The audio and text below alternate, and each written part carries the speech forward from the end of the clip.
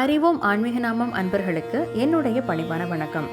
இன்னைக்கு நம்ம பார்க்க போகிற பதிவு சபரிமலை ஐயப்பனுடைய நெய் தேங்காய் தத்துவத்தை பற்றி தான் நம்ம பார்க்க போகிறோம். வாங்க பதிவுக்குள்ளே போகலாம். நம்ம சபரிமலை ஐயப்பனை பார்க்கறதுக்காக 48 நாள் விரதம் இருந்து இருமுடி கட்டு எடுத்துட்டு நம்ம தலையில் வச்சு சபரிமலைக்கு போகிறோம் இல்லையா?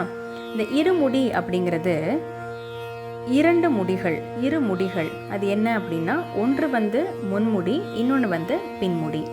இந்த முன்முடியில் நம்ம என்னெல்லாம் வச்சுருப்போம் அப்படின்னா, நெய் தேங்காய் வச்சுருப்போம். அதோட சுவாமிக்கு நம்ம செலுத்துகிற காணிக்கை, அப்புறம் சுவாமிக்கு அபிஷேக பொருட்கள் இதெல்லாம் வச்சுருப்போம். அதே மாதிரி பின்முடியில் பச்சரிசி வச்சுருப்போம். இந்த பச்சரிசி நம்ம சபரிமலைக்கு போய் தரிசனம் செஞ்சு முடித்து வீடு திரும்பின உடனே சுவாமிக்கு நன்றி சொல்லி சக்கரை பொங்கல் நைவேத்தியமாக வச்சு அப்புறம் நம்ம மாலையை கழட்டுவோம். தீப தூப ஆராதனைகள்லாம் முடிச்சுட்டு நம்ம மாலையை நம்ம கழட்டுவோம். இரு முடியில் உள்ள முக்கியமான விஷயமே நெய் தேங்காய் தான். இது நம்மளுடைய வாழ்க்கையின் தத்துவத்தை ரொம்ப அழகாக சொல்லுது இந்த நெய் தேங்காய். அது என்னன்னு பார்க்கலாமா? நெய் அப்படிங்கிறது நம்மளுடைய ஆன்மாவை குறிக்குது.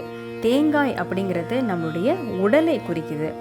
நம்ம சபரிமலைக்கு கொண்டு போகிற நெய் தேங்காயில் உள்ள நெய்யை இறைவன் மீது அபிஷேகமாக ஊற்றப்படும் போது என்ன ஆகுது அப்படின்னா, ஜீவாத்மாவாகிய நாம் பரமாத்மாவாகிய இறைவனுடன் இணைவதை இது குறிக்குது. அதாவது நம்மளுடைய ஆன்மா இறைவனுடன் கலக்கிறது. பிறகு அந்த தேங்காயை என்ன பண்ணுறாங்க அப்படின்னா, ஹோமகுண்டத்தில் போட்டுருவாங்க.